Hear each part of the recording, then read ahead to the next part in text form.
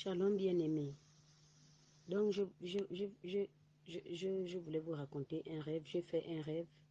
Après la prière, j'ai fait un rêve où je suis allée m'allonger et je dormais. Et quand je dormais, j'ai senti une présence qui me dérangeait dans le rêve. J'ai senti une présence qui me dérangeait.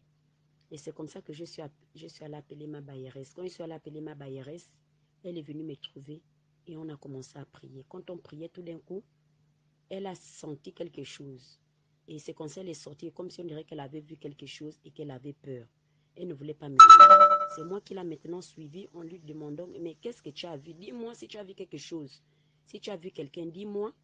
Pourquoi tu as peur? Dis-moi, n'aie pas peur de me dire. Elle est partie. Quand elle part, c'est comme ça, moi je l'ai reconnue à sa fenêtre. Quand je l'ai reconnue à sa fenêtre, je lui ai dit, mais allons m'aider, non? Elle me dit, non, mais tu me veux quoi? Tu veux l'argent? C'est comme ça, elle tend 3000. Je lui ai dit, non, je ne veux pas. Si tu ne veux pas venir, ce n'est pas grave. Moi-même, je vais retourner à ma chambre. Je suis retournée à la chambre, je suis allée commencer à prier, parce que la présence était toujours là. Et c'est comme ça, après, maintenant, j'ai commencé à entendre la voix. Et la voix disait que non, je ne sors pas de cette chambre. Tu penses que tu peux me faire sortir de cette chambre? C'est comme ça que je disais que, mais, au moins, j'ai reconnu la voix, c'était la voix de ma tante qui m'a élevée. C'est comme ça que j'ai dit, mais oh, mais ça c'est la voix des têtes. Et la voix venait en direction de la douche. C'est comme ça que je suis allée à la douche. Quand je suis allée à la douche, je l'ai trouvée là-bas, elle était assise, mais en panique, elle avait peur. Elle me disait que moi, je ne sors pas d'ici. J'ai dit, tu vas sortir. Et c'est comme si je ne parlais pas avec ma tante, mais c'était avec quelqu'un d'autre que j'étais en train de parler. Et c'est comme ça que je lui disais que tu vas sortir au nom de Jésus. Elle me disait, non, moi je ne sors pas. Si je sors d'ici, je vais partir où? Je dis, tu pars. Ici, c'est ma chambre, c'est moi qui paye la chambre là. Au nom puissant du Seigneur Jésus-Christ, tu sors de cette chambre. Tu sors de cette chambre au nom puissant du Seigneur Jésus-Christ. Je te commande de sortir, je te commande de sortir de cette chambre. Elle me disait, je ne sors pas, je vais sortir, je vais partir. Frère, je t'assure que je me sens en bonne santé. En bonne santé. Je sens tout mon corps vraiment léger. Je me sens vraiment en bonne santé. J'avais les articulations qui me faisaient mal. Je crois que ce n'est pas la première fois que je te parle de ça. Mais aujourd'hui, je suis en train de réaliser que vraiment mon corps se sent bien. J'ai les os qui me pesaient, les os me pesaient, les os me faisaient mal. J'ai ressenti ça dans ma chair. Je n'arrivais même pas à me lever. Je sentais toujours mon corps me fait mal. Et pourtant, je suis en train de faire le jeûne, je t'assure.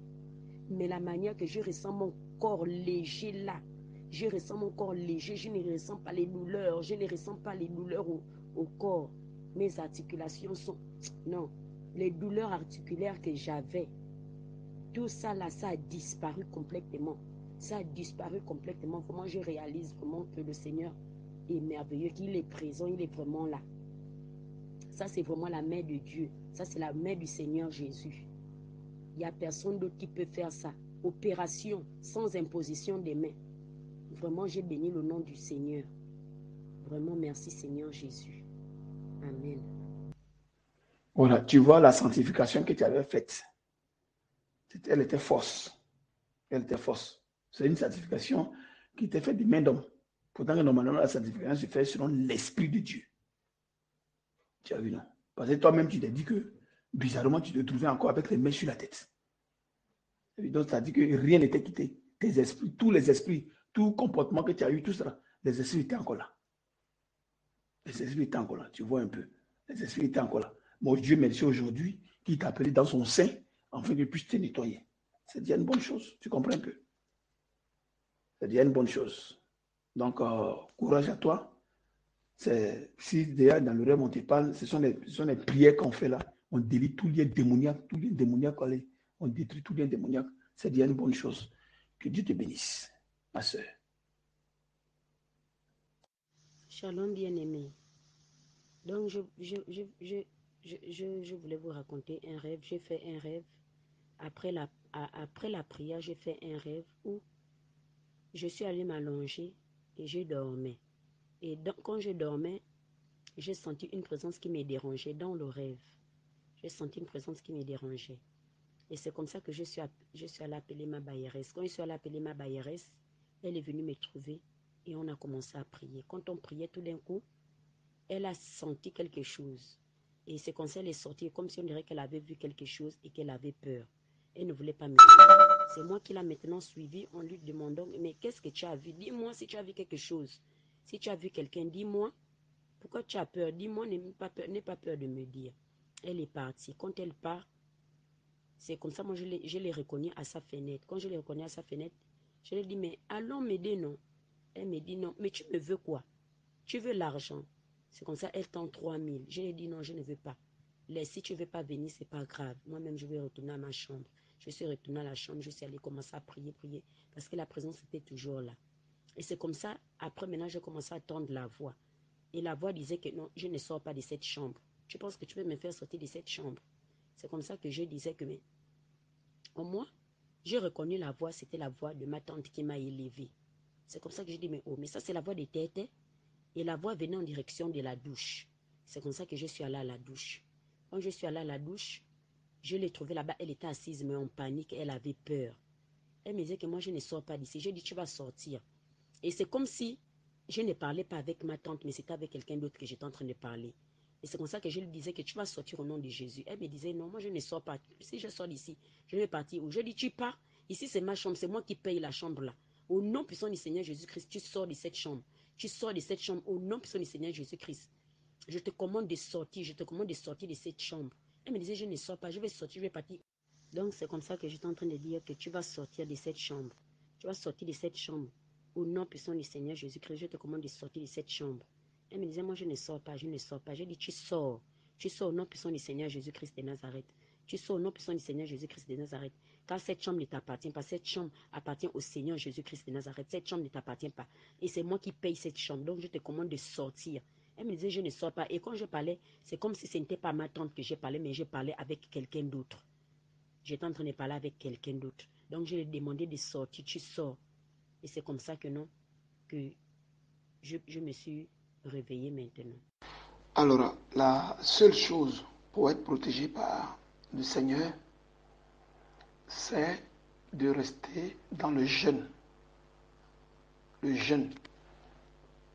Le jeûne et la prière, c'est le jeûne de dépouillement et la prière de combat. Mais ces deux-là doivent être conduits par l'Esprit de Dieu. C'est-à-dire que par le Saint-Esprit, ça doit être donné par le Saint-Esprit. Sinon, vous allez faire, ça sera zéro. Donc, quand vous commencez à toucher à la vraie parole de Dieu, c'est-à-dire que la vérité, à l'évangile qui est, qui est prêché selon l'Esprit de Dieu, les démons qui sont en vous vont commencer à se déchaîner contre vous. Parce que quand tu n'es pas dans la vérité et tu penses que tu es dans la sanctification à ne pas soit faire des choses qui ne sont pas bien, mais au fond, les démons sont là. C'est-à-dire que quand tu es une personne qui met les mèches et que tu ne les portes plus, sans que tu ne fasses un dépouillement selon l'Esprit de Dieu, c'est-à-dire conduit par l'Esprit de Dieu avec les jeûnes et prières, pas penser que tu es libéré. Non. Parce que quand tu mets les mèches sont accompagnées des esprits impurs. Donc quand tu mets les mèches, les esprits restent sur, sur la tête. C'est-à-dire que la souche comment on appelle ça, des cheveux. On pousse les cheveux, là, l'esprit reste. Donc l'esprit ne bouge pas. Tu vois. Donc les esprits restent en vous.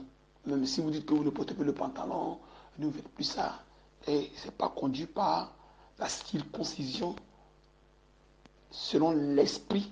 C'est-à-dire si le cœur n'est pas circoncis selon l'esprit, tout ce que vous allez faire, c'est zéro.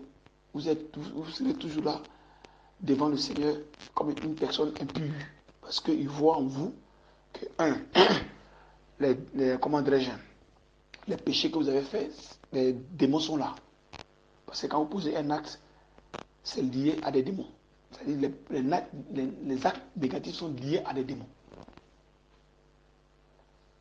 Donc tu as pensé que tu es dans la sanctification, mon fond. Non. Parce que ce que tu fais, tu le fais selon la chair et non selon l'esprit, c'est-à-dire de manière charnelle. Il faut que ça soit fait selon l'esprit. Donc, toutefois que tu commences à toucher à l'évangile de l'esprit, c'est-à-dire à l'évangile de la vérité, et tu te mets dans le jeûne et prière, tu es foutu, c'est fini. Tu deviens ennemi de ces esprits. Parce qu'ils voient que tu veux te débarrasser d'eux. Donc tu commences à devenir leur ennemi. Mais si tu ne fais rien, même si tu touches à l'évangile de l'esprit, même que tu ne gênes pas, tu ne pries pas, et ils dorment tranquillement dans ton corps. Et tu vas penser que tu es juste, tu es sans démon, mais c'est faux. Il faut toucher un peu au jeûne de dépouillement avec la prière de délivrance et tu verras. Tu verras quelque chose, tu verras ta vraie nature. Et les esprits qui sont à l'intérieur vont commencer à bouger, ils vont commencer à, comment dirais-je, se faire sentir. Parce que tu as touché à quelque chose de l'esprit. Parce que le jeûne et la prière sont les œuvres de l'esprit. Hein, ce qui est conduit par l'esprit de Dieu, hein, je dis bien toujours. Si ce n'est pas conduit par l'esprit de Dieu, si c'est conduit par le mensonge, là, ça ne marche pas. Encore, pour que vous soyez toujours protégés par le Seigneur et avoir révélé en vous les femmes offensives et défensives créées par le Seigneur dès les temps anciens, alors vous devez rester dans le jeûne et prière jusqu'à ce que ces âmes soient formées en vous, c'est-à-dire que soient révélées en vous, pour que vous arriviez à vous défendre ou à, comment dirais-je, à, à chasser les démons. Parce que c'est très très important.